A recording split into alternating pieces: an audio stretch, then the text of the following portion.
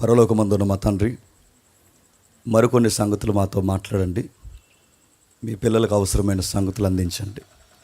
మీ సహాయం మాకు అవసరం, మీ కృప మాకు అవసరం తండ్రి. క్రైస్తవ సమాజానికి, విశ్వాసులకు అవసరమైన తండ్రి బైబిల్ యొక్క భౌగోళిక సారూప్యతను గూర్చి మేము గతించిన వారం నుండి మీ కృపలో ఆలోచిస్తున్నాం.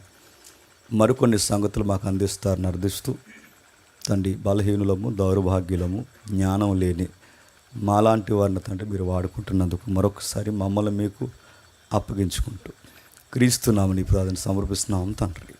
ఆమె త్వరగా కొన్ని విలువైన సంగతులు విందాం. ఒకసారి స్క్రీన్ మీద కనబడుతున్న ఆ యొక్క థంబ్నెయిల్ ఏదైతే ఉందో మీరు దాన్ని గమనిస్తే గతించిన వారం మనం ఏం మాట్లాడుకున్నామో మనకు అర్థమవుతుంది. గతించిన వారం బైబిల్ చరిత్రను అర్థం చేసుకోవడానికి మనం చేసిన ప్రయత్నాల్లో జియోగ్రఫీ, అవర్ జాగ్రఫీ రెండు విషయాల్ని మనం టాలీ చేస్తూ కొన్ని వచనాలు మనం అర్థం చేసుకోవడానికి బైబిల్ని ఏ విధంగా అర్థం చేసుకోవాలో వాటి చరిత్రను మనం ధ్యానిస్తున్నాం. ఎంతమంది లాస్ట్ వీక్ వచ్చారో నాకు తెలియదు, కానీ ఒకవేళ రాకపోతే అది యూట్యూబ్లో మెసేజ్ ఉంది, దాన్ని ఫాలో అయితేనే ఇది ఇంకా మీకు బాగా అర్థమవుతుంది. సరే, బైబిల్ చరిత్ర సుమారు ఎక్కడ రాయబడిందంటే ఇజ్రాయేల్ చరిత్రలో, అంటే ఇజ్రాయేల్ భౌగోళిక సారూప్యత కలిగిన ప్రాంతంలో బైబిల్ చరిత్ర నమోదు చేయబడిందని మనం చదివాం. ఎవిడెన్స్ కూడా మ్యాప్స్లో మనం చూసాం. ఏంటది?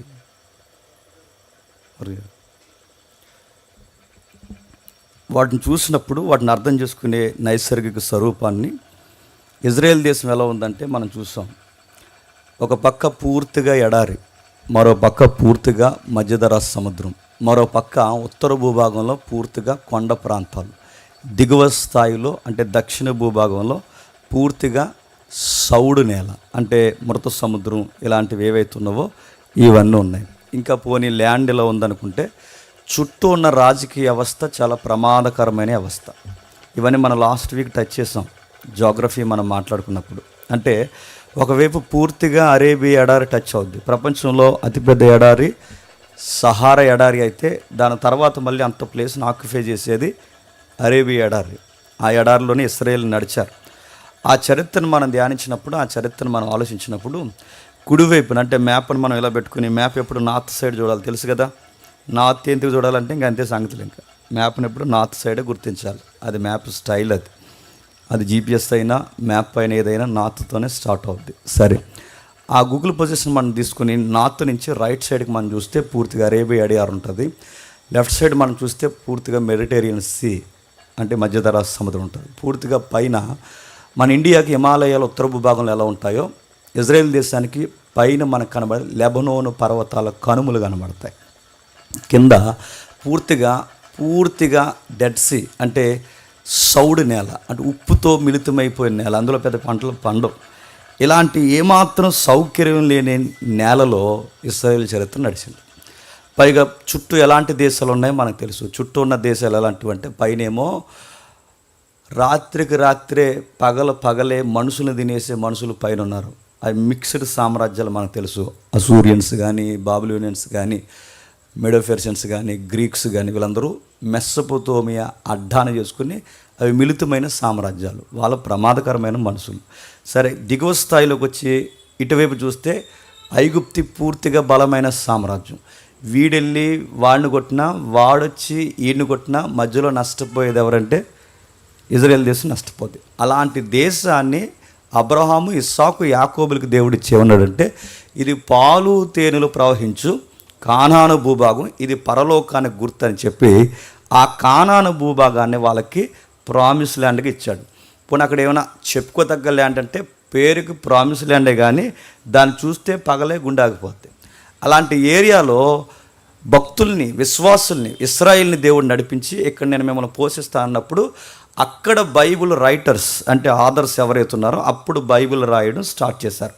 ఆ బైబిల్ రాయడం వాళ్ళు స్టార్ట్ చేసినప్పుడు వాడిన పదాలు జోగ్రఫికల్ వర్డ్స్ ఎక్కువ వాడారు. ఆ పదాలు ఎందుకు వాడారంటే వాళ్ళ భౌగోళిక పరిస్థితులు అలా ఉన్నాయి. వాళ్ళు ఎటు చూసినా కొండలు ఉన్నాయి, ఎటు చూసినా ఎడారు ఉన్నాయి, ఎటు చూసినా పండని సౌడు నేలలు ఉన్నాయి. ఆ మధ్య వాళ్ళు రాసుకున్న సాంగ్స్ ఏంటంటే కొండల తట్టు తలెత్తుచున్నాను, సహాయం చేయవాడు నాకు పైనుండి వచ్చిన అర్థం. అంటే కొండల తట్టు అనే పదం ఎందుకు వాడారంటే ఆ ఏరియాలో వాళ్ళు నివసిస్తున్నారు కనుక వాళ్ళు చుట్టూ ఏం చూసినా కొండలు తప్ప తినడానికి ఏమీ లేని ప్రాంతంలో కూడా వారిని బతికించాడు కనుక. సౌడి నేలలో ఎడారిలో నిలబడి ఆకాశం వైపు కనులెత్తే మన్నాను కురిపించాడు వాళ్ళకి, బండను చీల్చి నీళ్ళు ఇచ్చాడు వాళ్ళకి. ఇలాంటి వండర్స్ వాళ్ళు అనుభవించారు కనుక ఆ యొక్క అనుభవిస్తున్న ప్రదేశంలో ప్రాంతాలలో బైబిల్ రికార్డ్ చేయడం స్టార్ట్ చేశారు. అది బైబిల్ స్టార్ట్ అయిన విధానం. ఈ బైబిల్ ఇలా స్టార్ట్ అయినప్పుడు అసలు ఏంటి బైబిల్ అంటే, ఈ జాగ్రఫీని మనం చూస్తున్నప్పుడు జాగ్రత్తగా మనం అబ్జర్వ్ చేసుకుంటే ఈ భౌగోళిక చరిత్ర మనం చూస్తున్నప్పుడు కాస్తంత బైబిల్ రికార్డ్ అయిన విధానం మనకు అర్థమవుతుంది. అసలు ఏంటి బైబిల్ అంటే? బైబిల్ అంటే బైబిల్ అనకండి. బైబిల్ అంటే ఏంటి? బైబిల్ కొంచెం కామెంటరీస్ ఉన్నాయి, చాలా మంచి మంచి కామెంటరీస్ ఉన్నాయి. బైబిల్ ఏమంటారంటే స్మాల్ లైబ్రరీ అంటారు. స్మాల్ లైబ్రరీ అని ఎందుకంటారంటే కొన్ని పుస్తకాలు కలిపి ఒక రూమ్లో పెడితే దాన్ని ఏమంటారు? లైబ్రరీ అంటారు. 66 పుస్తకాలు కలిస్తే అది ఏమైంది చెప్పండి? బైబిల్ అయింది. అందుకే పుస్తకాల కలయికని లైబ్రరీ అంటే 66 పుస్తకాలు కలిసిన దాన్ని కూడా ఏమనొచ్చు చెప్పండి? Mini library. అందుకే స్మాల్ లైబ్రరీ అంటారు. అందుకే బైబిల్ అనేది ఒక లైబ్రరీ అంటే అవును, దాంట్లో 66 పుస్తకాలు ఉన్నాయి. ఇంకా ఏముంది బైబిల్ అంటే? బైబిల్ రాసిన వారు ప్రవక్తలు అంటారు. వాళ్ళని ప్రవక్తలు అంటే దూరదర్శి అని అర్థం. తమిళంలో అలాగే రాశారు. మూల పదాలు కొన్ని అలాగే ఉన్నాయి. దూరదర్శి. దూరదర్శి అంటే దూరంగా ఉంటాడని కాదు. దూరదర్శి అంటే భవిష్యత్ ఏం జరగబోతుందో ముందే చెప్పబోయే వ్యక్తిని దూరదర్శి అంటారు. దూరదర్శన్ ఛానల్ అని ఎవరు గుర్తుందా? ఆకాశవాణి విశాఖపట్నం కేంద్రం డాట్ అని వచ్చేది. దూరదర్శి దాని పేరు. దూరదర్శి అంటే జరగబోయే విషయాన్ని, అంటే వాతావరణం పరిస్థితులని, రేపు తుఫాన్ వస్తుందా, భూకంపం వస్తుందా, జరగబోయే పరిస్థితుల్ని ముందుగా వార్తను అందించే వారిని దూరదర్శి. దూరదర్శి పదం దీర్ఘదర్శి.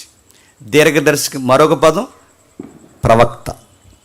ఈ ప్రవక్తలు రాశారు ఈ పుస్తకాన్ని. వీళ్ళు రాసినప్పుడు వీళ్ళు ఏదో తోసింది రాసేయడం మొదలుపెట్టలేదు. ఏదో ఒక స్టోరీ రాస్తే బాగుంటుందని వాళ్ళు డ్రీమ్స్లోకి వెళ్ళి బైబిల్ రాయలేదు. ఏదో ఒక స్టోరీ అంటే కథలు చాలా వరకు అలాగే రాస్తారు. మన గోదావరి ఉంది. గోదావరి మీద ఎన్ని పాటలు ఉన్నాయి? ఘంటసాల దగ్గర నుంచి. గోదావరి గట్టు, గట్టు మీద చెట్టు, చెట్టుకు కొమ్మ, ఆ కొమ్మను పెట్ట, ఆ పెట్ట మనసులో ఒక ఫీలింగు, ఆ ఫీలింగ్ కొరకు నా పాట. అది పెట్ట అంటే పెట్ట కదా, అదో రకమైన పెట్ట. ఇదంతా పోయట్రీగా. గోదావరి గట్టు, గట్టు మీద చెట్టు, చెట్టు కొమ్మను పెట్ట, పెట్ట మనసులో ఏముందే పిల్ల అంటే అదొక పిల్ల, అదొక పాట. ఇదొక ఊహ. కవిత్వాలు రాస్తారు. అలా రాశాడు, ఇలా రాశారు. కొన్ని కవిత్వాలు నాకు గుర్తు రావట్లేదు. చెప్పండి. అది పాముకి సీమలకి ఏదో కవిత్వం ఉంటుంది. బలవంతుడైన సర్పము సలిసీమల చేతజెక్కి సాగుటయాల సుమతి యశ్వదావిరామ ఎన్రా అన్నాడు. అంటే బలవంతుడైన పాము సలిసీమలు ఎట్టుకున్న పొట్టలోకి దూరాడట. అది సలిసీమలే కాదని ఆ పొట్టలోకి దూరితే ఆ సలిసీమలన్నీ కలిసి ఆ పామును కలిస్తే పాము ఏంది? చచ్చిపోయింది. అదొక కవిత్వం. ఇలా ఊహించి ఏదో ఒక నీతి సూత్రాలు చెప్పడానికి రాస్తారు. బైబిల్ అలా రాయబడిన నీతి సూత్రాల పుస్తకం అది కాదు. ఊహించి రాసిన సాంగ్స్ అవి కాదు. కవికి తోసిన విధానాలు మాట్లాడడం అస్సలు కాదు. కవులుగా ఖాళీగా కూర్చున్న వల్ల కాదు. ఎగిరే పక్షులను చూసి పాట రాశారా? వీసే గాలిని చూసి పాట రాశారా? మెజారిటీ కవులందరూ పిల్లగాలిని, పైరుగాలిని చూసి పిల్లల కోసమే రాశారు పాటలు. మీ ఈ రోజుకి 90% పాటలు అనేవి చూడండి పెట్టల మీద, చెట్ల మీద ఉంటాయి. వీళ్ళంతా ఊహించారు. ఒక్కొక్కడు అంటాడు నీకు మంచి పాట రావాలని ఎక్కడ పోవాలంటే, ఆడికి మంచి పాట రావాలంటే అది ఏదో ఏరియా ఉంటుంది. అదే మసాజ్ చేస్తారు. ఏంటి ఏరియా? బ్యాంకాక్ పోతే కానీ రాదంటే ఆడికి బ్యాంకాక్లో ఏముంది ఏంటో. ఒకడంటాడు అక్కడ పోవాలి, ఒకటేంటాడు నేడున్నాడు. ఏం ఫీల్ అంటే వీళ్ళ ఫీలింగ్స్లో రాస్తారు పాటలు. అది కాదు బైబిల్. ఫీలింగ్తో రాసింది కాదు, ఎవరో తన్మయత్వం చెంది రాసింది కాదు. దేవుడు వారిని ప్రేరేపించాడు. భౌగోళికంగా ప్రేరేపించడం అని చెప్తున్నాను. ప్రేరేపించాడు. రేపడి వాళ్ళ నాలెడ్జ్లో నుంచి, వాళ్ళ ఎనర్జీలో నుంచి, వాళ్ళ కల్చర్లో నుంచి, వాళ్ళ స్టాండింగ్లో నుంచి, వాళ్ళు నిలబడిన ఏదైతే భౌగోళిక సాక్ష్యం ఉందో అక్కడి నుంచి రేపి ఆ ట్రెండ్లో నుంచి బైబిల్ రికార్డ్ చేశారు. బైబిల్ అంటే ఖాళీ కూర్చున్నారు రాసినవాడు కాదు. బైబిల్ ఏదో చదువుకుంటే కాలయాపన చదువుకునే పుస్తకం కాదు. నువ్వు కాలయాపన చదువుకోవాలని చాలా పుస్తకాలు ఉన్నాయి పో, కానీ బైబిల్ని కాలయాపన చదివే పుస్తకం కాదు. బైబిల్కి చాలా చరిత్ర ఉంది. ఇంకేముంది బైబిల్ని ఏమంటారంటే బిబ్లా అంటారు, దాన్ని బిబ్లాస్ అంటారు. దాన్ని ఎందుకు ఆ పదాలు వచ్చాయంటే కొన్ని పుస్తకాల కలయిక గనక దాన్ని బిబ్లాస్ అనే వర్డ్ అంటారు. సుమారు 66 పుస్తకాలు, 66 పుస్తకాల రికార్డ్స్ 1500 నుంచి లేదా 1500 సంవత్సరాలు లేదా 2000 సంవత్సరాలు, అంటే సుమారు 1500 నుంచి 2000 సంవత్సరాల లోపు, సుమారు 2000 సంవత్సరాల లోపు సంబంధం లేని వ్యక్తులు, ఒకరికొకరు పరిచయం లేని వ్యక్తులు, ఈ జనరేషన్ వేరు వాళ్ళ జనరేషన్ వేరు, సంబంధం లేని వ్యక్తులు సుమారు 2000 సంవత్సరాల లోపు రికార్డ్ చేస్తే వచ్చిన పుస్తకమే బైబిల్. ఇంకా ఈ బైబిల్ ఎక్కడ రాయబడిందో మనం చూసాం. మొదటి తరగతిలో ఎక్కడ రాయబడింది? కొండలు, గుట్టలు, అరేబియా ఎడారి, డెడ్ సీ, పైన లెబనోను కనుమలు, ఇటు మధ్యధరా సముద్రం, సౌడు నేల, ఈ మధ్యలో ఈ రచన లేదా ఈ బైబిల్ చరిత్ర నడిచింది. దీని గురించి ఇంకా ఏం రాయిస్తారంటే సుమారు ఇది రాసిన రైటర్స్ ఎంతమంది అంటే 40 మంది. ఎంతమంది? 40 మంది. చిన్న పాయింట్ ఇక్కడ ఉంది, 40 మంది. 40 మందిలో 39 మంది రైటర్స్ జూయిస్. 40 మందిలో సుమారు 30 మంది రాసిన ఆ రచయితలు ఎవరైతే ఉన్నారో వాళ్ళు పూర్తిగా 39 మంది యూదులు. ఒకే ఒక్కడు బయటోడు, ఆ ఒక్కడు డాక్టర్ లూకా. ఆయన గ్రీకు పౌరుడు కదా. లూకా గారు ఒక్కడే బయటోడు, సుమారు 39 మంది యూదులే. అందుకే ఈ పదాలు ఎక్కువ రాశారు. ఆ యూదులు కనుక ఆ ఏరియాలో ఉన్నారు కనుక వాళ్ళు ఎక్కువ భౌగోళిక పరిస్థితులు రికార్డ్ చేశారు వాళ్ళు. అందుకే 40 మంది రాశారు. 40 మందిలో 39 మంది యూదులు అయితే ఒకే ఒక్కడు మాత్రం బయటికి సంబంధించిన వాడు, ఆ ఒక్కడు లూకా గారు. రెండవది, సుమారు 20 రకాల వృత్తులకి సంబంధించిన వాళ్ళు. ఒక వర్క్ లేదు వీళ్ళకి. ఒక ఆయన ఏమో వ్యవసాయం చేశాడు, ఒక ఆయన ఏమో రాజు దర్బార్లో రికార్డ్స్ నమోదు చేస్తారు కదా, రాజ్యపు దస్తావేదులు. అంటే రాజుగారికి చరిత్ర పుస్తకాలు ఉంటాయి కదా, రాజుగారి యొక్క ఈవెంట్స్ రాస్తుంటారు. రాజుగారి టైంలో ఆయన ముద్రించారు, రాజుగారి టైంలో గాడిద ఎక్కారు, రాజుగారి టైంలో గాడిద దిగారు, రాజుగారి టైంలో అక్కడ శంకుస్థాపన చేశారు, రాజుగారు ఇది చేశారు, రాజుగారి పరిపాలన అక్కడ వరకు జరిగింది. దీన్ని రాజ్యపు దస్తావేదులు అంటారు. ప్రతి రాజ్యానికి కొన్ని రికార్డ్ బుక్స్ ఉంటాయన్నమాట. అందులో పనిచేసిన వ్యక్తి యెషయా. రైతులకు సంబంధించిన వారు కొంతమంది ఉన్నారు.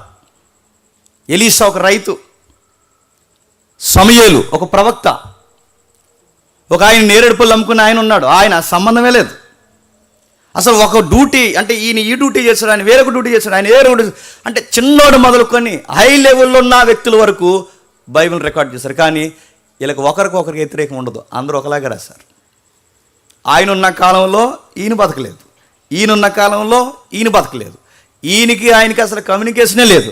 కానీ విషయం ఏంటి చెప్పిన, ఆయన రాసింది ఈయనకి వ్యతిరేకం అవ్వదు, ఈయన రాసింది ఈయనకి వ్యతిరేకం అవ్వదు. ఎందుకలా అంటే రాసింది వీళ్ళే కానీ రాయించింది సైన్యములకు అధిపతియగు యెహోవా గనక. అది బైబిల్. ఇంకేముంది బైబిల్లో?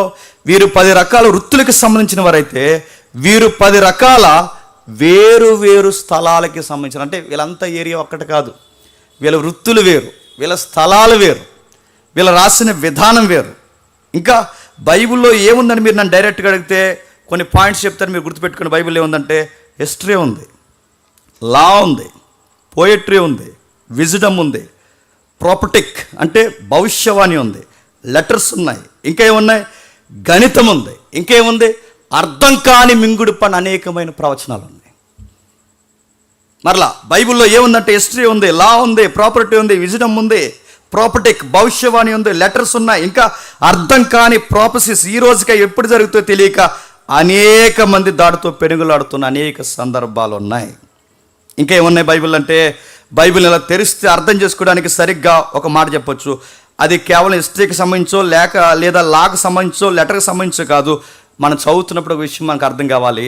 మనం చదువుతున్న పుస్తకం ఏదైనా చదువుతున్నాం అనుకోండి, ఇప్పుడు ఇందాక తమ్ముడు సమూయేలు గ్రంథం తీర్చి చదివాడు. సమూయేలు గ్రంథం అర్థం కావాలంటే దాని టైం లైన్ తెలియాలి. దాని టైం లైన్ తెలియకుండా నువ్వు సమూయేలు గ్రంథం ఎంత చదివినా నీకు సమూయేలు గ్రంథం అర్థం కాదు. అంటే ఇప్పుడు చెప్పాను బాగా వినండి, నువ్వు చదువుతున్న వచనం, ఇప్పుడు ఒక వచనం చదువుతాంగా, ఆ చదువుతున్న వచనం అది హిస్టరీకి సంబంధించిందా? పాయింట్ 2, అది లాకు సంబంధించిందా? లేదా సొలొమోను రాశారు కదా, అది పోయట్రీ పద్య భాగమా? నెక్స్ట్, అది జ్ఞాన సంబంధమైన సామెత, అక్కడ ఉన్నాయిగా, ఆ సామెతకు సంబంధించిందా, లేదా అది భవిష్యవాణికి సంబంధించిందా, లేదా అది ఎవరైనా ఒక వ్యక్తికి రాస్తున్న లెటరా, ఇవన్నీ పరిగణలోకి తీసుకునే చెప్పండి బైబిల్ చదవాలి. కొండల తొట్టని ఎందుకన్నాడో తెలియాలి, సియోను కొండ అని ఎందుకన్నాడో తెలియాలి, ఎడారిలో నిలబడి ప్రార్థనలు ఎందుకు చేస్తారో తెలియాలి. నువ్వు చదువుతున్న వచ్చును ఏ జోనర్కి సంబంధించిందో, అంటే జోనర్ తెలుసు కదా, అది హిస్టరీ జోనరా, అది పాలిటిక్స్ సంబంధించిన జోనరా, లేదా అది లాకు సంబంధించిన జోనరా, అది లెటరా, అది దేనికి సంబంధించిందో దాన్ని నువ్వు పరిగణలోకి తీసుకునే చదవాలి. ఇదే నాకు తెలియదు, నేను గుడ్డెది చేయలాంటి చదువుతానంటే ఏమవుతుంది చెప్పండి. గుడ్డెద్దుకి చాలా ఆకలేసిందంట, నీకు చెప్పాను. ఆ గుడ్డు దానికి తినడం చేతపట్లేదు. ఆ గుడ్డు దానికి ఎందుకు తినడం చేత అవ్వట్లేదంటే అది గుడ్డిది, దానికి చాలా ఆకలి అవుతుంది, కానీ పంట మాత్రం కసాపిసా దొక్కేస్తుంది. ఎందుకు? అది గుడ్డిది, దాన్ని తినడం చేత కాదు. ఎందుకంటే ఆ గుడ్డుతనం వలన బంగారం లాంటి పంట దాని కళ్ళ ముందున్న దాన్ని తినడం చేత కావట్లేదు. మనం కూడా అలాగే తయారయ్యాం. ఇంత అమూల్యమైన గ్రంథం మనం ముందున్న గుడ్డెదుల కన్నా దారుణంగా తయారయ్యాం. దీన్ని అర్థం చేసుకోలేకపోతున్నాం. కొన్ని పదాలు, భాషలు ఎందుకు దాన్ని వాడాడో తెలిస్తే కానీ ఈ బంగారం నీకు అర్థం కాదు కాక చెప్పండి, అర్థం కాదు. రెండవది మరో మాట చెప్తున్నాను వినండి. బైబిల్ చదువుతున్నప్పుడు కొన్ని భాషా విధానం విచిత్రంగా ఉంటుంది. ఆయనను మ్రానున వేలాడదీసి చంపాడు. మ్రాన్ అంటే ఏంటండి? మూల భాషలో చెట్టుకు వేలాడదీసి చంపేశారు. ఆ భాష ఎందుకు వాడారు? ఇవన్నీ ఆలోచిస్తే కానీ చెప్పండి ఈ బైబిల్ ఏంటో నీకు అర్థం. రెండవది, కొన్నిసార్లు ఈ రిజిస్టర్ ఆఫీస్లో డాక్యుమెంట్స్ ఉంటే ఎప్పుడైనా చదివారా? అప్పుడెప్పుడు చదవండి, అర్థం అవ్వకపోయినా. డాక్యుమెంట్కి ఒక భాష ఉంటుంది. ఈ ఎంఆర్ఓ ఆఫీస్లో కానీ ఈ రిజిస్టర్ ఆఫీస్లో కానీ మనం చూసినప్పుడు వాళ్ళ దగ్గర ఒక భాష ఉంటుంది. మనం ఒక ఆస్తి ఏదైనా మనం రికార్డ్ చేసుకోవాలంటే వాళ్ళు అంటారు, ఇలా అడుగుతారు, అది చరాస్తా స్థిరాస్తా అంటారు. అంటే ఏంటి అనకూడదు నువ్వు అక్కడ. వాళ్ళని ఇప్పుడు ఇతను నాకు భూమి అమ్మాడు అనుకోండి, అంకుల్ గారు నాకు భూమి అమ్మాడు అనుకోండి, ఆయన నాకు భూమి అమ్మినప్పుడు వాళ్ళు డాక్యుమెంట్ రెడీ చేస్తారు. వాళ్ళు డాక్యుమెంట్ రెడీ చేసినప్పుడు మనం వాడే భాష వాడరు వారు. ఆ లాంగ్వేజ్ వేరు, అక్కడ వాడే భాష వేరు. నువ్వెన్నో పుత్రుడివి అంటారు. పుత్రుడు అంటారు ఏంటి? నన్ను అనకూడదు నువ్వు. అక్కడ అంతే భాష. ఎన్నోది కనిష్ఠుడివా, ఇంకోటి ఏమన్నా జ్యేష్ఠుడివా, అది చరాస్తా, అది చిరాస్తా. అక్కడ వాడే పదాలన్నీ విచిత్రంగా వాడతారు. ఈ పదాలన్నీ వాడి ఆ డాక్యుమెంట్ నీ చేతికిస్తే నీలాటో నాలాటో డాక్యుమెంట్ చదివి ఆ పెద్దానికి వివరించమంటే వివరించగలం మనం? మళ్ళీ వస్తాను అంటామా? అది అర్థమవుతుంది మనకి. మా నాన్న నన్ను చాలాసార్లు చదవమన్నాడు, బిజీగా ఉన్నాను అన్నాను. నాకు అర్థమైంది కదా ఇప్పుడు. ఆ లాంగ్వేజ్ మనకేం అర్థమవుతుంది? అవన్నీ తెచ్చి నాకు ఇచ్చేవాడు. ఎవరు చిన్నోడా చూడు, మనం ఆడికి ఇచ్చా ఒకసారి చూడంటే చిన్నోడికి తెలదు అవన్నీ. నేనే చిన్నోడు, నాకు అర్థమవుతుంది. మా నాన్న అడుగు, ఆడిని అడుగు, ఆడున్నాడు, ఆడికి అర్థమవుతాయి. ఇక్కడ ఒకటే ఉంటాడు మా అన్నయ్య ప్రశాంత్, ఆడికి తెలుస్తాయి, నాకు తెలవు అవన్నీ. ఆ భాష మనకు అర్థమవుతుంది. ఎందుకంటే సామాన్యంగా ఒక లెటర్కి సంబంధించిన విషయం మనకు అర్థమవుద్దా? ఒక లెటర్ అయితే అర్థమవుద్ది. అంటే ఇప్పుడు మనం మాట్లాడే కామన్ లాంగ్వేజ్ ఉందా? అదైతే మనం చెప్పగలం, దాన్ని మనం చెప్పగలం. కానీ ఇలాంటి గవర్నమెంట్ భాష ఒకటి ఉందే, అది వివరించగలం మనం?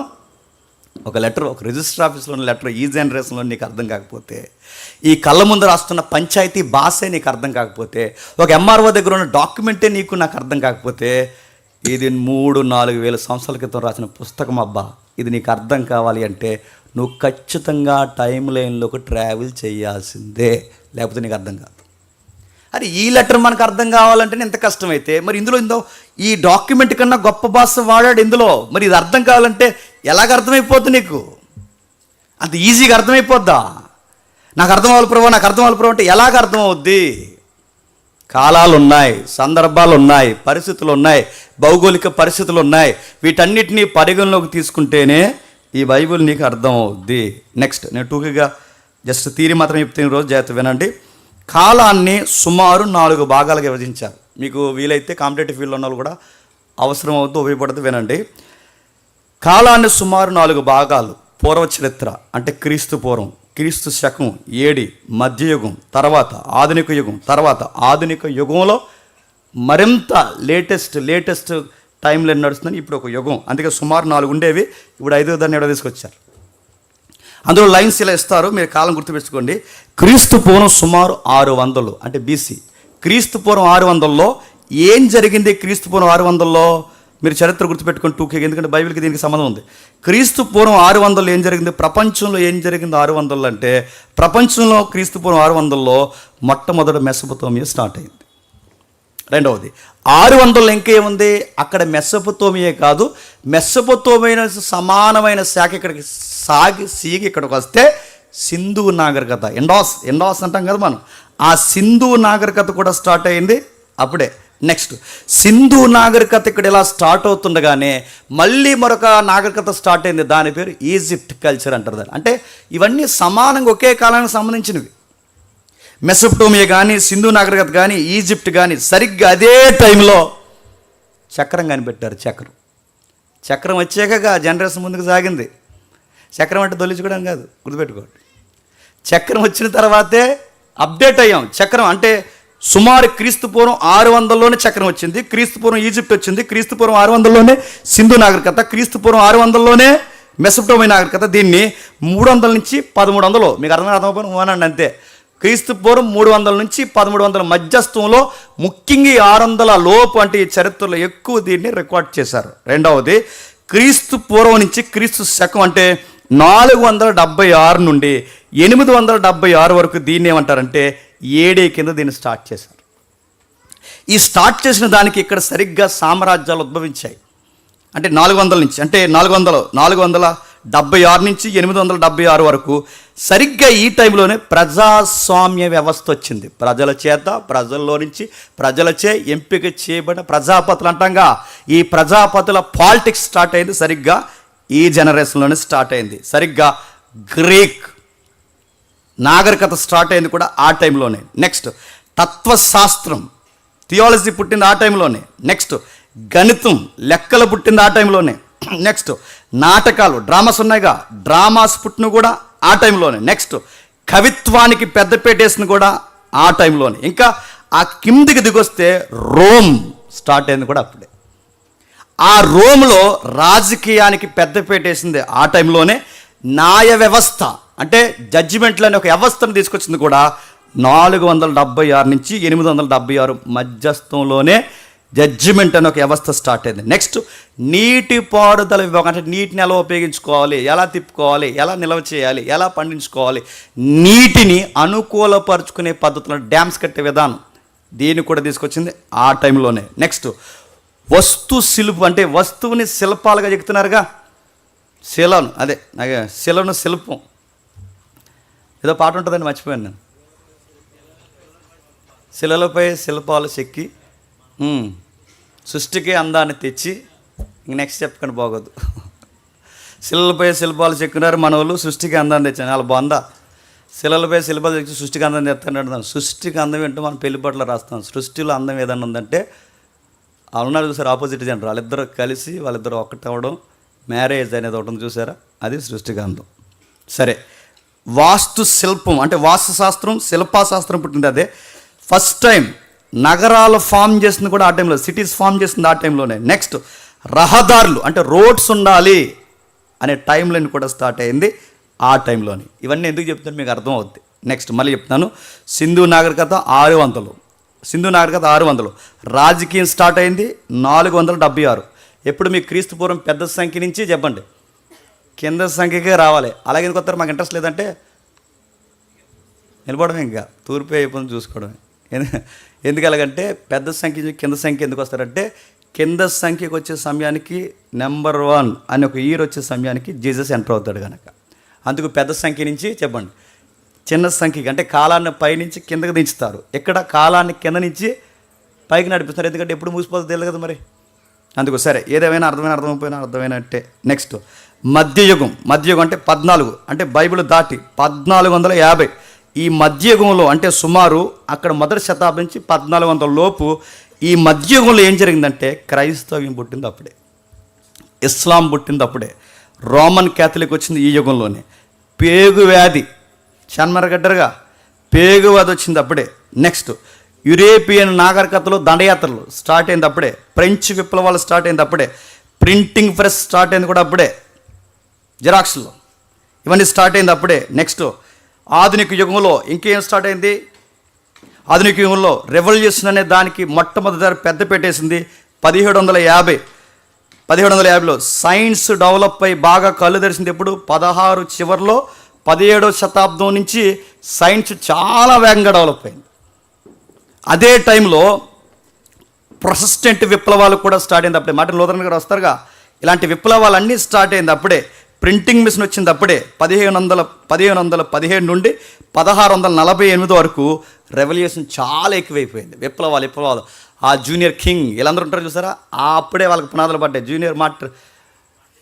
మార్టిన్ లూథరన్ జూనియర్ కింగ్ ఆయన ఉన్నాడు కదా. సీనియర్ లూథరన్ వేరు, జూనియర్ వేరు. సీనియర్ లూథరన్ ఏమో బైబిల్ కోసం ఫైట్ చేశాడు, జూనియర్ లూథరన్ ఏమో నల్ల జాతీయుల కొరకు ఫైట్ చేశాడు. మీకు అర్థం అవ్వకపోయినా అర్థమైనట్టే.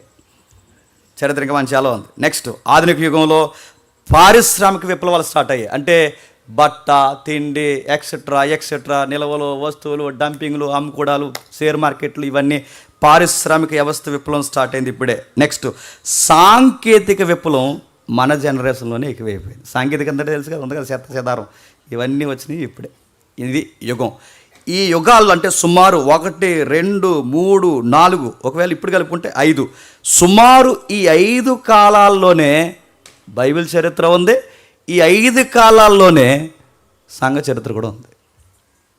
ఇప్పుడు ఈ 5 కాలాల్లో బైబిల్ చరిత్ర ఉంది, లేదా ఈ 5 కాలాల్లో సంఘ చరిత్ర ఉంది.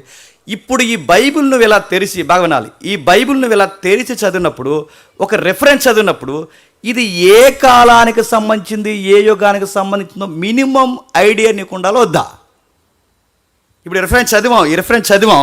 ఇప్పుడు ఈ రెఫరెన్స్ నేను 119 కీర్తన చదువుతున్నాను. 119వ కీర్తన చదువుతున్నప్పుడు ఇక్కడ వాడుతున్న భాష అదో విచిత్రంగా ఉంది. ఈ భాష నేను చదువుతున్నప్పుడు అది ఎందుకు ఇలాంటి భాష వాడారంటే, ఇప్పుడు కీర్తన గ్రంథం అనగా సుమారు దావీదు కాలానికి సంబంధించింది.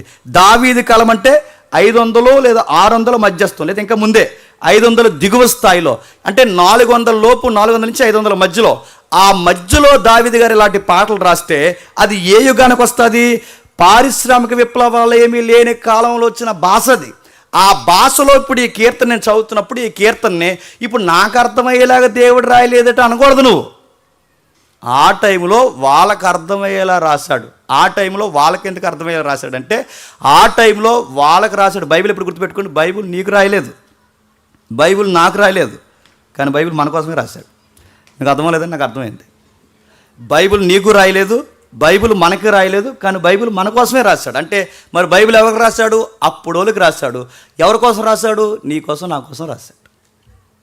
అంటే ఇప్పుడు అప్పటి వాళ్ళకి, అంటే వాళ్ళకి అడ్రస్ కావాలిగా, టు అడ్రస్ ఏదో ఒకటి ఉండాలిగా, ఫ్రమ్ టు ఏదో ఒకటి. ఈ అడ్రస్ ఉన్నప్పుడు వాళ్ళని అడ్రస్ చేస్తూ రాశాడు. ఆ అడ్రస్ చేస్తూ రాసిన అడ్రస్లో వాళ్ళు ఉన్నారు, కానీ ఆ లెటర్ చదివినప్పుడు ఎవరి కోసం చదువుకోవాలంటే నీ కోసం, నా కోసం చదువు. నీకు అర్థమవుతుందా? 9 అయిపోయింది, అర్థమైనట్టే. నెక్స్ట్ ఇంకా రాయబడింది బైబిల్ గురించి. ఇలా చదువుకుంటూ పోతే బైబిల్ని ఇలా వివిధ భాగాల్లో జోగ్రఫికల్గా, హిస్టారికల్గా, లా అండ్ ఆర్డర్ ప్రకారం, లెటర్స్ ప్రకారం, విజిడమ్ ప్రకారం, రకరకాల భాషా శైలిలో ఈ బైబిల్ రాస్తారు. ఈ బైబిల్ని చదువుకున్నప్పుడు, ఒక రెఫరెన్స్ అవుతున్నప్పుడు, ఇది ఏ జానర్లోకి వెళ్తుందో ఖచ్చితంగా ధ్యానించుకోవాల్సిన బాధ్యత నీదే. ఏ సంబంధం లేకుండా, తిరమరం లేకుండా బైబిల్ చదివితే నిన్ను నువ్వు నష్టపరుచుకుంటావు, వినే వాళ్ళని కూడా నష్టపడతావు. ఎందాక తమ్ముడు మెసేజ్ చెప్తుంటే నాకు విషయం గుర్తొచ్చింది. సౌలు తన అందం చేత ఆకర్షిద్దాం అనుకున్నాడు పబ్లిక్ని. ఈ మధ్యకాలంలో కొంతమంది నవతరం స్పీకర్లు తయారయ్యి ఎంతో సిగ్గులేని స్టేట్మెంట్లు అంటే వాళ్ళకి చూస్తారు, కట్ చేస్తారు. నాకు తెలుసు ఆయన చూస్తారు, కట్ చేస్తారని కూడా చెప్తున్నాను నేను. ఒక ఆయన అంటున్నాడు, సిగ్గు లేకుండా హైదరాబాద్లో సేవ స్టార్ట్ చేసి ఈయన ఏమంటున్నాడంటే, సార్ హైదరాబాద్ చుట్టూ సుమారు 2000 పల్లెలు, 3000 పల్లెలు ఉన్నాయి, చర్చే ఉండదు. 2000 పల్లెలు, 3000 పల్లెల్లో చర్చే ఉండదు. అందరూ హైదరాబాద్ సిటీలోనే చేస్తారు సేవ.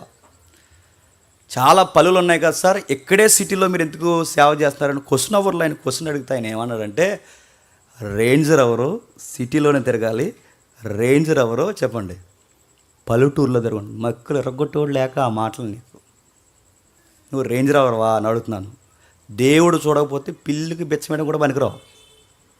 పైగా ఏమంటున్నాడు చెప్పిన, మన దేవుని పిల్లలం అబ్బా, మన దేవుని పిల్లలు కనుక ఆ బాస్ పట్టుకుని ఎవరైనా అడగకండి, మన దేవుని పిల్లలం అబ్బా, అందుకు మనం ఏం చేయాలబ్బా, సూట్ వేసుకుని చెప్పాలబ్బా అన్నాడట. మన సూట్ వేసుకో, మన రాయల్టీ ఉన్న అబ్బా, దేవుడికి మన రెఫరెన్స్ అబ్బా. అందుకు మనం ఏం చేయాలబ్బా, అరే ఒక సామాన్యుడే సామాన్యుడు ఎంత క్లాసిక్ ఉన్నప్పుడు మనం ఎంత క్లాస్ అందుకే మన డ్రెస్ కోడ్ మెయింటైన్ చేయాలబ్బా. అదబ్బా ఇదబ్బా, దేవదూతలను అలంకరించిన దేవుడు నిన్ను నన్ను అలంకరించడా అన్నాడు. నీ బొంద అలంకరించాడు నిన్ను, నీకు ఎదవ సోకులు తగ్గలేదని చెప్పి నీకు దేంతో నువ్వు పబ్లిక్ని దేంతో అట్రాక్షన్ చేస్తావు? సూట్ వేసి అట్రాక్షన్ చేస్తావా? పబ్లిక్ని ఎలా ఆకర్షిస్తావు? నీ రాయల్టీతో ఆకర్షిస్తావా? నీ రేంజ్ రోవర్తో ఆకర్షిస్తావా? పబ్లిక్ని ఎలా ఆకర్షిస్తావు? వర్డ్ ఆఫ్ గాడ్ వాక్యం చెప్పి ఆకర్షించాలంతే. దేవుని మాట చెప్పి ఆకర్షించాలి. నడుతున్నావు ఎలా ఆకర్షిస్తావు? ఎలా ఆకర్షించే శ్మశానంలో పడుకున్నాడు సౌలు. ఎలా ఆకర్షిస్తావు? అందుకు అడుగుతున్నాను, ఇలాంటి స్టేట్మెంట్లు ఎందుకు ఇంత పై స్థాయిలో ఉండి కూడా ఇంత చిన్నగా ఇలాంటి స్టేట్మెంట్లు వీళ్ళు ఎలా ఇస్తున్నారంటే, వీళ్ళకి మినిమం బైబిల్ తెలియక, వీళ్ళు ఏమనుకుంటా అనుకోనియండి, వీళ్ళకి మినిమం బేసిక్స్ తెలియక, బైబిల్లో బేసిక్స్ తెలియకే ఇలాంటి స్టేట్మెంట్లు ఇస్తారు. బేసిక్స్ తెలియకే ఒక వాక్యం చదువుతారు, తిరమడం ఉండదు, దాన్ని కలుపుతారు తీసుకొచ్చి. అంటే ఇది ఏ జోనర్కి సంబంధించింది, దేనికి సంబంధించింది, ఆ కంటెంట్ని బయటకు తీసి ప్రజలకి ఎందుకు ఆ వాక్యాన్ని ఎక్కించాలి? ఏది లేదు. వీలైతే ఉదయం కాకినాడలో విల్ ఆఫ్ గాడ్ అనే ఒక సబ్జెక్ట్ చెప్తున్నాను, వినండి. మొదటి భాగం చెప్పాను, దేవుని చిత్తం ఎలా తెలుసుకోవాలని. దేవుని చిత్తం ఎలా తెలుసుకోవాలి? ఒకళ్ళు అన్నారట, శ్వాస మీద ధ్యాస నుంచి తెలుసుకోవాలండి అన్నారట. శ్వాస మీద ధ్యాస ఏంటి నాకు అర్థం లేదంటే, అలా విసుకుని అలా ఉంటే లోపల నుంచి స్వరం వినబడతారు అలాగా, కుమారుడా కుమార్తె అని. కానీ మై లాట్ చెప్పు అనాలంట. ఏ ప్రాక్టీసులు ఉన్నాయి తెలుసా? అప్పుడు ఆ ప్రాక్టీసులు వాళ్ళకి వచ్చిందంటే, ఏమైనా ప్రాక్టీసులు వచ్చిందంటే, వీళ్ళు బైబిల్ని ఎలా తప్పుతో పడుతున్నారు చూడండి, తప్పుగా అర్థం చేసుకుంటున్నారు అనడానికి ఇది ఒక ఉదాహరణ. ఇక్కడే రాజమండ్రిలో, నేను రాజమండ్రి వచ్చిన కొత్తలో, చచ్చిపోయారు అడగండి, నేను రాజమండ్రి వచ్చిన కొత్తలో నాకు ఎవరు ఫ్రెండ్స్ లేరు, ఇక్కడ ఎవరు తెలియదు. అప్పుడు శ్రీకాంత్ అన్న ఇలా ఎవరు తెలియదు, సింగిల్గా పల్సరేషన్ తిరుగుతున్నాను. ఆ డ్యూటీ ఆ ర్యాపిడ్ ఫోర్స్లో పనిచేస్తున్నప్పుడు ఈ సిటీలో ఉండి ఏదోగా సేవ చేద్దాం అంటే తీసుకెళ్ళి ఆ సీతానగరం పడేశారు నన్ను. అప్పుడప్పుడు ఇలా వచ్చి ఆదివారం టైంలో ఏదో 2-3 గంటలు ఇలా వచ్చి తిరుగుదాం అనుకుంటే, సరిగ్గా ఆదివారం టైంలో ఆఫ్ దొరికింది, ఆఫ్ డ్యూటీ దొరికినప్పుడు సార్ని పర్మిషన్ అంటే, సార్ నేను చర్చికి వెళ్తాను సార్ అంటే, చర్చికి వెళ్ళమేటయ్యా అన్నాడు. చర్చికి వెళ్తాను సార్ అని నాకు చర్చికి వెళ్ళడం ఇష్టం అంటే వెళ్ళాను. చర్చికి వెళ్ళి కూర్చుంటే ఆ దరిద్రం ఏంటంటే, ఆ రోజు పాస్టర్ గారు రాలేదు. పాస్టర్ అమ్మగారు వాకింగ్ చెప్తున్నారు. పాస్టర్ అమ్మగారు వాకింగ్ చెప్పారు. ఆ వాకింగ్ ఏం చెప్పారంటే, వాళ్ళ చిన్నమ్మాయి పట్టి పడేసిందంట, ఆ పట్టి దొరకలేదట. ఇది పాస్టర్ గారు చెప్తే గొడవ అయిపోద్దట. ఎలా దేవుడా అని బాధపడినప్పుడు ఆ ప్రార్థనకి జవాబుగా పట్టి దొరికేసిందంట. ఆ ప్రసంగం అంతా గంట ఆ పట్టి కోసం చెప్పింది. ఏం చెప్పిందని ఎవడన్నా అడిగితే నేను బయటికి వెళ్ళి ఏం చెప్పనండి, పట్టి కోసం చెప్పింది. పట్టి నాకెందుకండి? సరే అలా అయిపోయింది. ఆ తర్వాత సాక్ష్యాలు ఉంటాయి కదండి, చూడండి బైబిల్ ఎలా తప్పుగా అర్థం చేసుకుంటారు. సాక్ష్యాలు ఉంటాయి కదండి, ఆ సాక్ష్యాలు చెప్పడానికి, ఈ సాక్ష్యాలు చెప్పడానికి పెద్దవాడు తయారైపోయింది ముసలిది. ఆ తయారైపోయి చెప్పడానికి వచ్చింది. నేను ఏదో సీనియర్ కదా, సీనియర్ సిటిజన్ ఏదో చెప్తుంది అనుకోండి. నేను ఉండడమే దరిద్రం. ఆ రోజు ఉన్నాను, నాకు అర్థం కాదు. వచ్చి అక్కడ కూర్చుంటే చెప్తుంది ఇలా సాక్ష్యం చూసుకుని, ఇంకా మొదలెట్లేదు, ఏడుపు వచ్చింది అంటే పెద్దవాడికి. దేవుడు నా జీవితంలో చాలా పెద్ద కార్యం చేశాడని ఏడిసింది. ఏడితే ఏం చెప్తుంది పెద్దవాడు అనుకుంటే, ఏం చెప్పింది అనుకున్నారు, చర్చికి వచ్చే టైంలో ఆటో అలా గుద్దేసి వెళ్ళిపోయిందంట. అలా టకాలమని, అలా టకాలను గుద్దేసి వెళ్ళిపోయినప్పుడు టక్కమని సౌండ్ వస్తుందంట. సౌండ్ వచ్చినప్పుడు వెంటనే రెఫరెన్స్ గుర్తొచ్చిందంట. రెఫరెన్స్ ఏంటంటే, దేవా నీ ఎముకలలోకి ఎముకైనను ఇరవదన్నా కదా, అక్కడేమో ఎముకల్లోకి ఎముకైన ఇరవదన్నావు, ఇక్కడేమో రెఫరెన్స్ అలా ఉంది, ఇక్కడ సౌండ్ చూస్తే ఇలా ఉంది. సౌండ్ రైటా రెఫరెన్స్ రైటా అని చాలా మదన పడిపోయిందంట, ప్రగాఢంగా బాధపడిపోయిందంట. ఆ బాధ, దేవా ఇప్పుడు ఏంటి ప్రభా, ఇప్పుడు రెఫరెన్స్ రైటా లేకపోతే సౌండ్ రైట్ అని బాధపడినప్పుడు అప్పుడు వెళ్ళి ఎక్స్రే తీర్చుకుంటే డాక్టర్ చెప్పారట, ఏమీ లేదు నీకు ఏం అవ్వలేదు పెద్దమ్మ అనగానే అప్పుడు సాక్ష్యం చెప్తుంది, దేవుడు ఎంతైనాను నమ్మదగినవాడు, ఎందుకంటే ఆయన రెఫరెన్స్ నా జీవితంలో నెరవే. నీ బొంద. ఆ రెఫరెన్స్ దేనికి సంబంధించింది? ప్రభు అయిన యేసుక్రీస్తు వారికి సంబంధించింది. ప్రభు అయిన యేసుక్రీస్తు వారికి ఎందుకు సంబంధించింది? పస్కా బలిపశు స్థానంలో ప్రభు అయిన యేసుక్రీస్తు వారు వచ్చాడు కనుక పస్కా బలిపశువు ఎముకలలోకి ఎముకైనను ఇరవకూడదు. ఇప్పుడు ప్రభు అయిన యేసుక్రీస్తు వారు కుడివైపు దొంగ కాళ్ళు ఎరగొట్టారు, ఎడమవైపు దొంగ కాళ్ళు ఎరగొట్టారు. కానీ ప్రభు అయిన యేసుక్రీస్తు వారు కాళ్ళు ఎరగొట్టకూడదు, ఎందుకంటే దైవ చిత్తం కాదు కనుక. ఆ రెఫరెన్స్ ఎవరికి సంబంధించింది? దీన్నే జోనర్ స్టడీ అంటారు, గుర్తుపెట్టుకో. అది ఏ జోనర్కి సంబంధించింది, ఎవరికి సంబంధించింది, ఎందుకు రాయబడింది, ఇవన్నీ పరిగణలోకి తీసుకోకపోతే మన సాక్ష్యాలన్నీ ఆ ముసలిది చెప్పింది చూసారా అలాగే ఉంటాయి. ఇంకా ఏం చెప్తున్నాడు బైబిల్ గురించి, ఇంకా ఏం చెప్తున్నాడు అంటే, ఒకసారి ఎబ్రిల్కి రాసిన పత్రిక చూడండి త్వరగా. ఎబ్రిల్కి రాసిన పత్రిక త్వరగా ముగిద్దాం. ఎబ్రిల్కి రాసిన పత్రిక మొదటి అధ్యాయం, ఎబ్రిల్కి రాసిన పత్రిక మొదటి అధ్యాయం మొదటి 2 వచనాలు.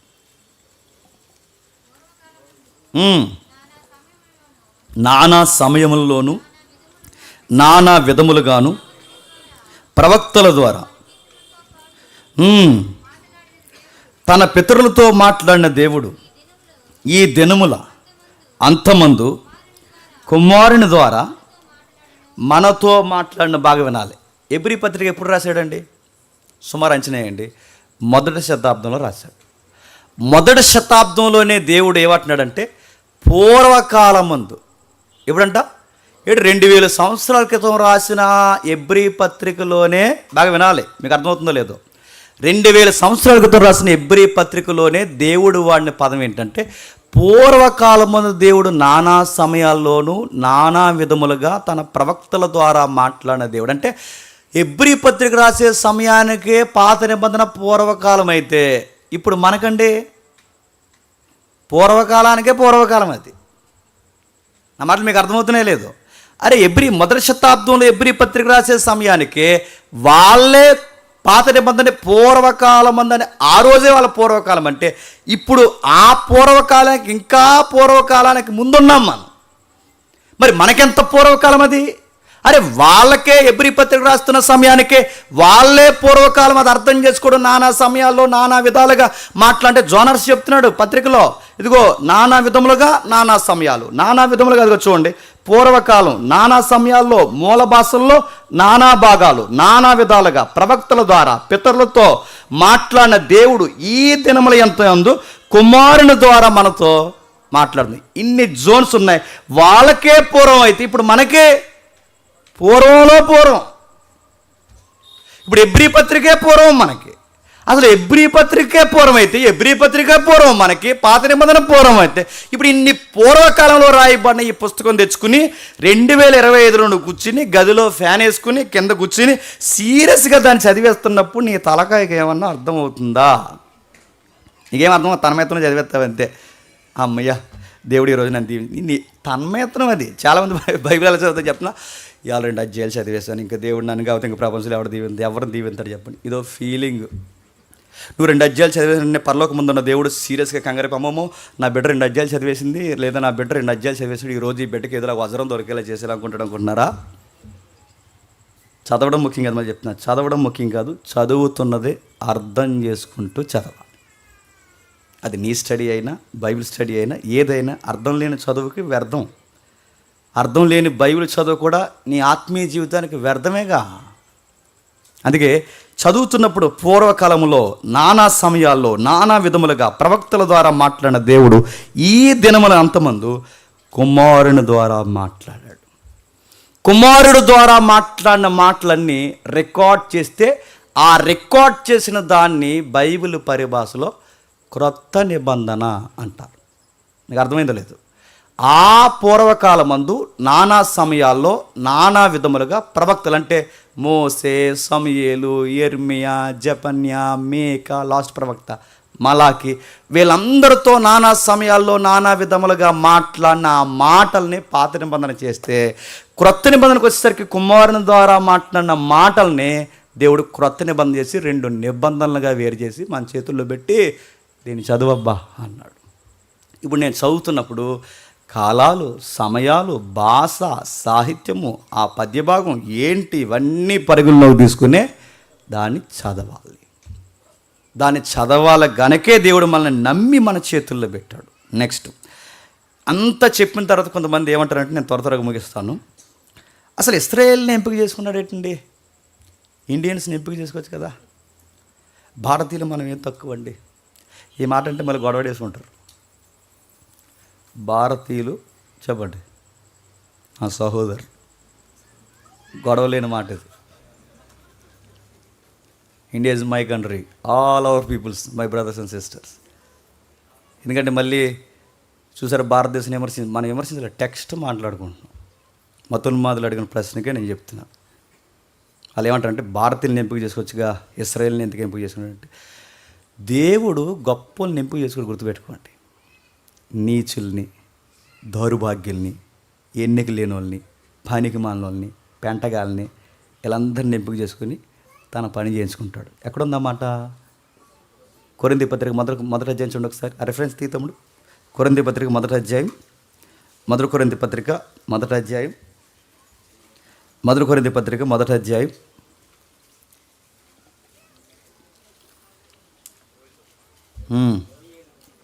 27 ఉందా? దేవుడు సహోదరుల మిమ్మల్ని పిలిచిన పిలుపుని చూడడి, మీలో లోకరీతిని జ్ఞానులైనను గనులైనను గొప్ప వంశపు వారైనను అనేకులు పిలవబడలేదు, కానీ ఏ శరీరయు దేవుని ఎదుట అతిశయింపకుండునట్లు జ్ఞానులను సిగ్గుపరచుటకు దేవుడు లోకంలో నుండి ఎర్రివారిని ఎంపిక చేసుకొనెను. ఇప్పుడు చెప్పండి, ఇశ్రాయేల్ని ప్రపంచ ప్రజల్లో దేవుడు ఎంపిక చేసుకున్నాడంటే దేవుని దృష్టిలో ఎవరు చెప్పండి? ఎర్రోళ్ళు. మనమేమనుకుంటున్నాం, అదేంటి ప్రభు వాళ్ళని ఎంపిక చేసుకున్నావు, ఆ ఎర్రోళ్ళు ఆల కాదు చెప్పండి. చెప్పండి ఆ రిఫరెన్స్ చూసి, ఆ ఎర్రోళ్ళు ఆల కాదు చెప్పండి. వాళ్ళకన్నా నెంబర్ 1 ఎర్రోళ్ళు మేమే, మమ్మల్ని ఎంపిక చేసుకోలేదు. అసలు బాగుంది లాజిక్ అది. దేవుడు ఎవరిని ఎంపిక చేసుకుంటాడంటే పనికిరాలను. అందుకే ఐగుప్తీలు గడ్డ ఇశ్రాయేలీయులు హేయమైన వారంటే, హేయమైన వారంటే నీచంగా ఉంటారండి. రే దగ్గర దూరంగా ఉండండి. ఆ టైపు ఎవరు ఇశ్రాయేల్. ఈరోజు అంటే పెద్ద పిరంగలు తయారు చేసి పెద్ద పూజలు కొడుతున్నారు, కానీ అసలు ప్రపంచ ప్రజల్లో నీచమైన ప్రతి జాతి చేయలేని పనికి మాలను పనిచేసిన జాతి ఎవరో తెలుసా? ఇశ్రాయేల్.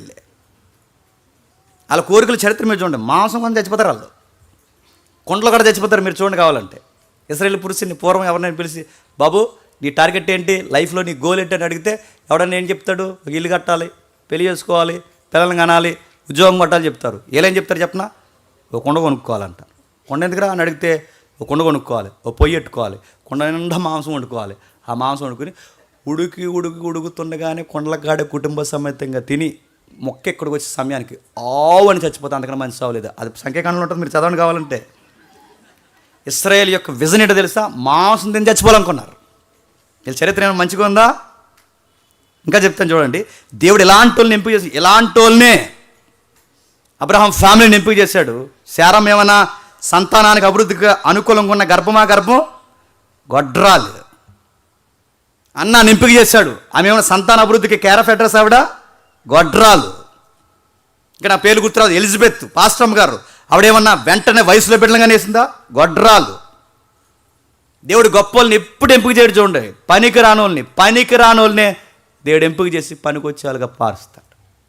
ఇంకా మీరు చూడండి, ఎండిన ఎముకల్ని మార్చాడు సజీవంగా, కుళ్ళిన శవాలను సజీవం. అంటే ఏ శరీరం అతిశయింపకుండా నీచుల్ని, దౌర్భాగ్యుల్ని, తృణీకరింపని వారిని, పనికి రానోళ్ళని, అలాంటి వాళ్ళని ఎంపిక చేసుకుని వాళ్ళతో చరిత్ర నడిపించి వాళ్ళ చరిత్రని పుస్తకంగా రాస్తే ఆ పుస్తకం చెప్పండి బైబిల్ అయింది. ఆ బైబిల్లో 2 నిబంధనలు అయింది. ఎందుకు ఇలా చేస్తాడంటే మీరు గమనించిన ఈ జనరేషన్లో కూడా ఎందుకు ఇలా చేస్తాడు దేవుడు అంటే, మనల్ని చూస్తే మా ఇంట్లో కానీ ఇంకా ఆడింట్లో కానీ ఇంకా మా సర్కిల్ చూసారా, మా ఇంట్లో వాళ్ళకి మా మీదే నమ్మకం ఉండదు. ఆ రోజుల్లో ఈడు బాగుపడ్డ పక్క. మా నాన్న ఎన్నిసార్లు తిట్టేవాడు నన్ను, మా అమ్మ నన్ను సీరియస్గా సార్ ఈడు దేనికి పనికిరాడు, వినబడేలా మరి అనేది దేనికి పనికిరాడు. ఎందుకంటే మనకు చదువు లేదు, మనకు సరిగా చదివే వాళ్ళం కాదు. బాగా తినడం, జిమ్ములు చేయడం, సెటిల్మెంట్కి వెళ్ళడం, కొట్టడం, ఆ కొట్లాటలో పెద్ద హీరోల్లా ఫీల్ అవడం, ఇదే పని నేను అడుగుతున్నాను. ఇది పని బతకడానికి పనికి వస్తుందా? అలా డోల్ని చూడండి. మా ఇంట్లో వాళ్ళకి నమ్మకం లేదు, మా వదినకి నమ్మకం లేదు, ఎవరికైనా నమ్మకం లేదు. అలా డోలు మా బాప్టైజం తీసుకుని సీరియస్గా బైబిల్ చదువుతుంటే వాళ్ళకి అర్థం కాని ఏంటి చెప్పిన, ఈ పనికిరాని పనికిమాలినోడు చెప్పండి ఇంత పనికి వస్తాడని వాళ్ళు ఎక్స్పెక్ట్ చేశారా? అది దేవుడు అంటే. అరే ఎవడరా వీడు వెనకాల ఉన్నదంటే చెప్పండి, ఎమ్మెల్యే లేడు, ఎంపీ లేడు, ఎవరున్నారా ఈ పనికిమాలినోడు వెనకాలంటే చెప్పండి, సైన్యములకు అధిపతి యెహోవా. దేవుడు అలానే ఎంపిక చేసుకుంటాడు. దేవుడు ఐటీ సెక్టార్ల నుంచి చెప్పండి, నేను చాలాసార్లు చెప్తాను, ఐటీ సెక్టార్ల నుంచి, సాఫ్ట్వేర్ కుటుంబాల నుంచి వీళ్ళని పిలిస్తే నేను అనుకోనండి, నాకు తెలిసినంత బైబిల్ పరిధిలో నాకు తెలిసి లగ్జరీ పీపుల్స్ని దేవుడు అంతగా పిలవడం. వీధికి నలిగిపోయి వేసారిపోయి పనికిరాని పగిలిపోయిన కొండ పెంకులు ఉంటారు చూసారా, వాళ్ళని పిలుస్తాడు. వాళ్ళ ద్వారానే దేవుడు ఘనమైన కార్యాలు చెప్పండి జరిగిస్తాడు. రెండవది ఇంకా చెప్తాను వినండి. ఈ బైబిల్ని ఇలా చదువుతూ పోతే మరి ఇశ్రాయేల్ని ఎందుకు ఎంపిక చేశాడంటే, ప్రపంచంలో దేవుని దృష్టిలో పనికిరాని ఎవరు చెప్పండి, ఇశ్రాయేల్ కనుక అందుకు ఎంపిక చేశాడు. ఈ ఇశ్రాయేల్ ఎంపిక చేసి వాళ్ళకి ఒక ల్యాండ్ ఇచ్చి, ఆ పనికిరాని ల్యాండ్ మీరు చూడండి, పనికిరాని ల్యాండ్ మళ్ళీ పనికొచ్చే ల్యాండ్ ఇస్తే దేవుడు గొప్పతనం ఏముంది? పండే భూమి ఇస్తే దేవుడి గొప్పతనం ఉంది. పండని భూమిలో పండించాలి, అది దేవుని గొప్పతనం. పారని నదిని పారించాలి, అది దేవుని గొప్పతనం.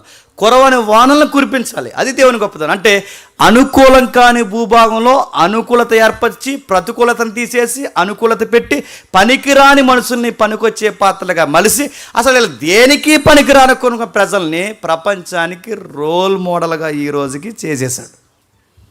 నేను చెప్పండి, ఇజ్రాయేల్ ఇప్పుడు రోల్ మోడల్ కదా ప్రపంచానికి. పనికిరాని ల్యాండ్ని పనికొచ్చే ల్యాండ్గా మార్చేశాడు. పనికిరాని ప్రజల్ని పనికొచ్చే ప్రజలుగా మార్చేశాడు. ఇలాంటివన్నీ చేసి చరిత్రని రికార్డ్ చేస్తే ఆ రికార్డ్ చేసి దాన్ని పుస్తకంగా మలిసి దాన్ని ప్రింట్ చేసి నీ చేతుల్లో నా చేతుల్లో పెట్టి ఆ ల్యాండ్ వెనక్కున్న ఆ దేవుడే, ఆ ప్రజలు వెనక్కున్న ఆ దేవుడే చదువుతున్న నీ వెనక కూడా ఈ దేవుడు ఉంటాడు, గుర్తుపెట్టుకుని చదువని నీకు నాకు ఒక బైబిల్ ఇచ్చాడు. దాన్ని చదువుకోమని చెప్పాడు. వాళ్ళని ఉద్ధరించిన దేవుడు నిన్ను నన్ను కూడా చెప్పండి ఉద్ధరిస్తాడని చెప్పడానికి ఇంత చరిత్ర రాసి మనకు బైబిల్ పెట్టాడు. ఇంకా నేను ముగిస్తాను. ఈ బైబిల్ యొక్క గొప్పతనం మీకు అర్థం కావాలి అంటే విలియం టెంటల్ అని ఒక ఆయన ఉంటాడు. ఉందా? ఆయన ఇమేజ్ చూడండి ఒకసారి. ఈ విలియం ఎవరైతే ఉన్నారో వీలైతే ఇలాంటి వారి యొక్క ఫొటోస్ ఇంట్లో పెట్టుకోండి. కాస్త అంటే పుణ్యం అనే పదం వాడకూడదు, కానీ కాస్త మనకి జీవితానికి మంచిగానే జరుగుద్ది. ఆ విలియం టెండల్ ఎవరైతే ఉన్నారో 14వ శతాబ్దానికి సంబంధించిన వాడు. బైబిల్ ఆయనే. ఈ బైబిల్ని సమాజానికి ఎలాగైనా తీసుకెళ్ళాలని. ఎందుకు సమాజానికి బైబిల్ తీసుకెళ్ళాలంటే ఆయనకి బంగారు వాక్యంలాగా ఒక రెఫరెన్స్ బాగా ఆయన ఆకర్షించేదట. ఆయనకి బంగారు వాక్యంలాగా ఆయన బాగా ఆకర్షించిన రెఫరెన్స్ ఏంటంటే తిమోతికి రాసిన 2వ పత్రిక. చదవండి ఒకసారి, చదివి ఆయన నిందాం. తిమోతికి రాసిన 2వ పత్రిక 3వ అధ్యాయం 16-17 వచనాలు. తిమోతికి రాసిన 2వ పత్రిక 3వ అధ్యాయం 16-17 వచనాలు చదువు ఒకసారి.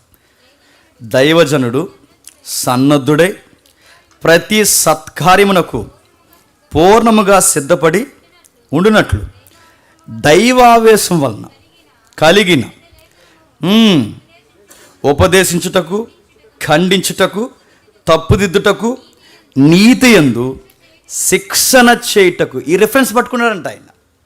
సొసైటీ ఇంత పాడైపోయింది కదా, ఈ పాడైపోయిన సొసైటీని ఖండించాలన్నా, గద్దించాలన్నా, బుద్ధి చెప్పాలన్నా, శిక్షణ నేర్పించాలన్నా ఒకే ఒక్క దాని వల్ల అవుద్ది. దాని పేరు బైబిల్ అని ఆయనకు అర్థమైందంట.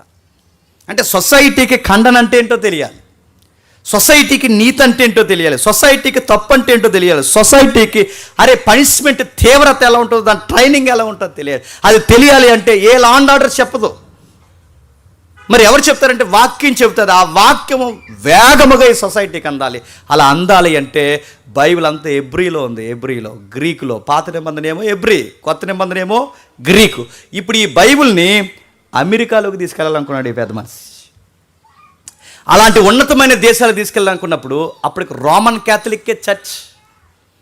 నేను ముగిస్తున్నాను త్వరగా. రోమన్ క్యాథలిక్, ఆ రోజుల్లో క్యాథలిక్కే సంఘం.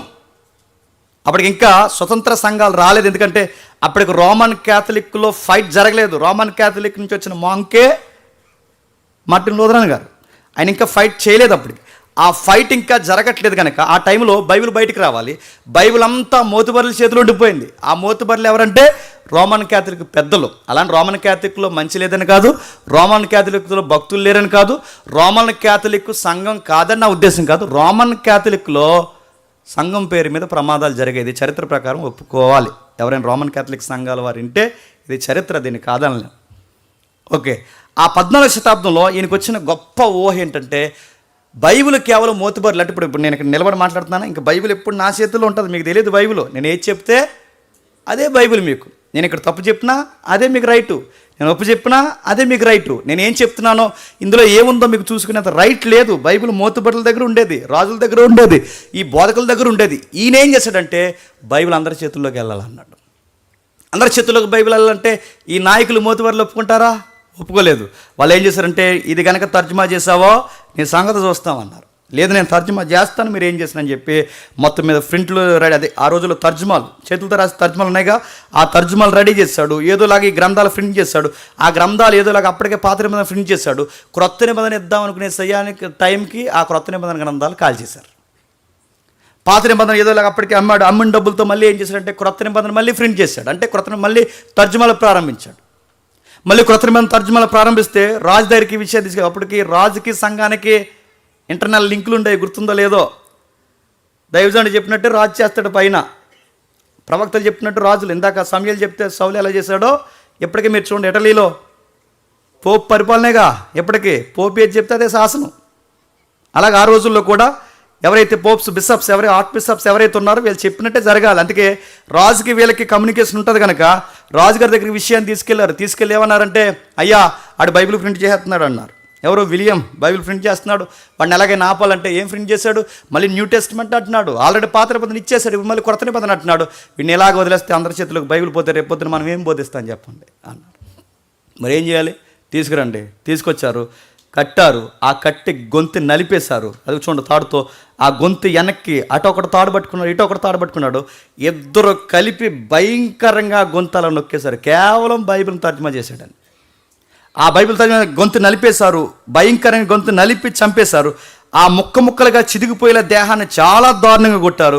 ఆ దారుణంగా కొట్టి గొంతులా నలిపేస్తున్నప్పుడు మోకాలు వేసి విలియం టెండల్ ఏమంటాడంటే, దేవా దేవా దేవా ఈ పాపుల్ని క్షమించకనలేదు ఆయన ఏమన్నా తెలుసా? దేవా దేవా నేను కోరుకునే చిట్ట చివరి కోరిక ఏదైనా ఉందంటే ఆయన అంటాడు, దేవా నన్ను ఏ రాజు అయితే చంపిస్తున్నాడో ఆ రాజుకి నీ బైబిల్ విలువ తెలిసేలాగా ఆయన కన్నులు తెరువు ప్రభు అని ఆ శ్వాస కళ్ళల్లో నుంచి పోతున్నప్పుడు ప్రార్థన చేసి చచ్చిపోయాడు. ఈ మాట రాజు చెవుల్లో బాగా పడింది. ఇదేంటబ్బా, ఎవడైనా ఒక బైబిల్ కోసం చచ్చిపోతాడా, ఎవడైనా ఒక గ్రంథం కోసం చచ్చిపోతాడని చెప్పి అసలు ఏముందా బైబిల్ అని రాజు చదవడం స్టార్ట్ చేశాడు. ఆ రాజు చదివితే, ఆ చదివిన తర్వాత ఈ బైబిల్ అందరికని అర్థమైతే ఆ బైబిల్ని తర్జుమా చేస్తే ఆ బైబిల్కి పేరెట్టారు. ఆ బైబిల్ పేరే కేజేవి, కింగ్ జేమ్స్ వెర్షన్. అది కింగ్ జేమ్స్. అలా వచ్చిందంటే ఆ బైబిల్ తర్జుమాకు ఒక వ్యక్తి ప్రాణం పెట్టేశాడు. చూడండి, బైబిల్ వెళ్ళాలని మీరు కొన్ని సాక్ష్యాలు మీరు వింటున్నారు లేదో, భయంకరంగా జైల్లో మగ్గిపోతున్న వారు బైబిల్ రెఫరెన్స్ ఇలాంటి తెల్ల కాగితాలు, ఇలాంటి బైబిల్ ఒక పేపర్ చింపుకొని, నేను తప్పుగా అంటున్నాను ఏమనుకోకండి, ఇలా బైబిల్ చింపుకొని లోపల బైబిల్, జైల్లో బైబిల్ చదువుకోవడానికి వాళ్ళు ఎక్కడైనా పెడితే చెక్ చేసి ఆ బైబిల్ తీసేస్తాను. అప్పుడులో విప్లవాలు వచ్చాయి, కమ్యూనిజం ఎక్కువైపోయినప్పుడు ఆ టైంలో అరెస్ట్ చేస్తే ఆ బైబిల్ చదువుకోవడానికి బైబిల్ పేపర్ మడత పెట్టి నేను తప్పుగా అనుకోకండి, మడత పెట్టి మోసన హోల్ ఏదైతే ఉందో అందులో పెట్టుకొని లోపలికి వెళ్ళి ఆ బయటికి తీసుకుని ఆ బైబిల్ చదివి మోకాళ్ళు వేసి ఏడ్చేవారు. ఇలా వచ్చింది ఈ బైబిల్. అలాంటి వ్యక్తులు చనిపోయారు, ఇలాంటి వ్యక్తులు అసువులు బాస్తారు. ఎంతమంది చనిపోతే ఈ బైబిల్ మన కాళ్ళ ముందుకు వచ్చింది. తెలుగు బైబిల్ని తర్జుమా చేయడానికి తర్జుమా టైంలో వాళ్ళ భార్యలకి కొన్ని నెలలు, వారాలు దూరంగా ఉన్నారంటే మీరు నమ్మగలరా? ఇంత చరిత్ర వచ్చింది బైబిల్ ప్రకారం. ఈ బైబిల్ని ఇంత అసువులు బాసి ఎంతమంది ప్రాణం పెడితే ఈ చర్చ అయిన వెంటనే దీనికి చెప్పేసి చెప్పండి అలా పాడేసిపోతుంది. విలువ తెలియక మళ్ళీ వారం వరకు ఈ బైబిల్ మనకు గుర్తురాదు. అక్కడ పాడేస్తుంటాం, ఇక్కడ పాడేస్తాం, ఇలా పడతాం. మీకు ఎప్పుడైనా అనిపిస్తుందో లేదో, బైబిల్ని అలా ఎలాగన్నా పాడేసి నీకు అలా ఉండాలనిపిస్తుంది అంటే నీకు బైబిల్ని ఎంత గౌరవిస్తుందో నీకు అర్థం కావాలి. పర్స్ మర్చిపోతే ఎన్నిసార్లు తిరుగుతావు, పిల్లి తిరిగినట్టు తిరుగుతావు. కానీ బైబిల్ అలా వదిలేసి చాలామంది చర్చకు వస్తారా, బైబిల్ మర్చిపోయారట. నాకు ఎంత విచిత్రంగా ఉంటుందో, చర్చకు వచ్చేవాడని బైబిల్ మర్చిపోతాడరా. బైబిల్ మర్చిపోండి, ఎంత పెద్ద భక్తుడివో. బైబిల్ మర్చిపోయాడు అట్లా అడుగుతున్నాను. బైబిల్ ఇంత విలువలతో రాయబడింది ఎందుకంటే ఇది ఖండించుటకు, గద్దించుటకు, బుద్ధి చెప్పుటకు, సమాజానికి అవసరం కనుక ఈ బైబిల్ని దేవుడు రాయించాడు. ఈ బైబిల్లో కేంద్ర స్థానంగా దేవుడు ఎవరిని పెట్టుకున్నాడంటే ఇశ్రాయేల్ని పెట్టుకున్నాడు. కేంద్ర భూభాగం ఎవరిని పెట్టాడంటే ఇజ్రాయేల్ దేశాన్ని పెట్టాడు. దీన్ని కాలానికి క్రమానుగతంగా రాయించాడు. ఆ కాలాల పరిగణనలోకి తీసుకుని ఏ జోనర్కి ఏ రెఫరెన్స్ సంబంధించిందో చూసి చదివితే కానీ చెప్పండి ఈ బైబిల్ నీకు అర్థం కాదు. మీరు అనుకోవచ్చు, మరి మాకు ఎలాగ అర్థం కాదు కాబట్టి నువ్వే వివరించచ్చు కదా బ్రో అని. ఆ పనిలోనే ఉన్నాను, ఎవరిస్తా. నేను సిరీస్ చెప్తున్నాను, ఈ సిరీస్ మీరు ఫాలో అవ్వండి. ఈ జాగ్రఫీ స్టార్ట్ చేసాంగా, నెక్స్ట్ మనం పాత నిబంధన కొత్త నిబంధనకి వేరియేషన్ చెప్తాం. ఆ నిబంధనల కలయిక ఎలా జరిగింది చెప్తాం. సువార్తలు ఏంటో చెప్తాను, అపోస్తలుల కార్యం ఏంటో చెప్తాను, నెలలు ఏం చెప్పను, దాని బ్రీఫ్ నేను చెప్తాను, పత్రికలు ఏంటో చెప్తాను, రెవల్యూషన్ మనకి ఏం చెప్తుందో చెప్తాను. దీన్ని ఫాలో అవ్వండి. కొన్ని వారాల్లో ఈ బైబిల్ అంటే ఏంటో మనకు ఒక పిక్చర్ వస్తుంది. ఖచ్చితంగా దీన్ని ఫాలో అవ్వండి. ఈ జాగ్రఫీ స్టడీని మీరు ఫాలో అయితే ఖచ్చితంగా మనకు బైబిల్ అంటే ఇదా బైబిల్ అని. ఇదంతా విన్న తర్వాత అప్పుడు చదవండి కొత్తగా మీరు బైబిల్. బైబిల్ చదువుతున్నప్పుడు క్రొవ్వు మెదడు దొరికినట్టు ఉంటుంది. అంటే ఏంటని అడగండి, దావీదు గారి డైలాగ్ అది. క్రొవ్వు మెదడు దొరికినట్టు, నీకు మంచి ఫుడ్ తింటే నీకు ఏ ఫీల్ వస్తుందో చెప్పండి, అలాంటి ఫీల్ వస్తుంది అనమాట. చదవాలనిపిస్తుంది. అది చదివితే కానీ ఆ రోజు నీకు చెప్పండి మనశ్శాంతి ఉండదు. అంత బాగుంటుంది బైబిల్ని. అలా బైబిల్ని ఎడదీయలేకపోతున్నాం కనుక బైబిల్ చదువుతున్నప్పుడు మనకి ఏమొచ్చేస్తుంది చెప్పనా, నిద్ర వచ్చేస్తుంది. మనకు అర్థం అవ్వకపోతే నిద్ర వచ్చేది కదండి. అలా చదువుతాం, అలా చూస్తాం, ఇలా చూస్తాం, కళ్ళు పెద్ద చేస్తాం, అలా చూస్తాం, మళ్ళీ కళ్ళు పెద్ద, నిద్ర వచ్చేస్తుంది. ఇది అర్థం అవ్వదు మనకి. ఏంటి ఈ గొర్రె బిడ్డకి అర్థం అవ్వట్లేదని మళ్ళీ ప్రార్థన చేస్తాం. గొర్రె కదా అర్థం అవుతుంది అంత బేగా. ఇవన్నీ నువ్వు పరిగణలో తీసుకుంటేనే అర్థం అవుతుంది. ఇప్పుడు చెప్పండి, ఈరోజు నేను ప్రసంగాలు చెప్పట్లేదు కానీ ఇది మనకు ఒక హిస్టారికల్ క్లాసెస్, గుర్తుపెట్టుకోండి. ఇలా రండి. ఇంకా డౌట్స్ ఏమైనా ఉంటే సంప్రదించవలసిన సెల్ నెంబర్ చెప్తాను చూడండి, 7794021991 నా నెంబరు. డిస్ప్లే మీద ఇంకో నెంబర్ ఉంటుంది, అది కూడా చూడండి. మాకు ఫోన్ చేయండి. ఏం ఫాలో అవ్వాలో ఏం వినాలో అన్నీ చెబుతాం. ఇంకా ఉంది, టైం లేదు కానీ నేను ముగిస్తున్నాను. దేవుడు బైబిల్ని ఈ విధంగా నడిపించాడు. ఇది బైబిల్. ఎంత మంచి బైబిల్ని నువ్వు చదవకుండా నిద్రపోతున్నావంటే మరి నీకు మనసు ఎలా వస్తుందో నాకు అర్థం కావట్లేదు. చదువు, అర్థమవుద్ది. ఎవరెవరు ఏ ఫీలింగ్లో రాశారో చదువు, ఖచ్చితంగా అర్థమవుద్ది.